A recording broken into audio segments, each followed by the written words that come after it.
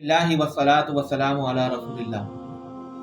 तकबीरात तशरीक के मुतालिक सवाल किया गया है कि इसका क्या हुक्म है और इसका क्या तरीका है। तकबीरात तशरीक का पढ़ना वाजिब है और ये हर मुसलमान मर्द औरत ख्वाह वो मुकीम हो या मुसाफिर, शहरी हो या देहाती हो, ख्वाह वो बाजमात नमाज पढ़ने वाला हो या तन्हा नमाज पढ़ने वाला हो, हर एक पर इन तकबीरात का पढ़ना वाजिब है। और ये तकबीरात 9 जुल्हज्जा की फजर से 13 जुल्हज्जा की असर तक हर फ़र्ज़ नमाज के बाद पढ़ना ज़रूरी है।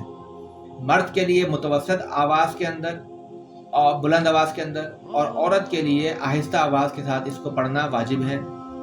ये तकबीरात ये हैं: अल्लाहु अकबर, ला इलाहा इल्लल्लाहु वल्लाहु अकबर, अल्लाहु अकबर वलिल्लाहिल हम्द। इन तकबीरात को तकबीरात तशरीक क्यों कहा जाता है?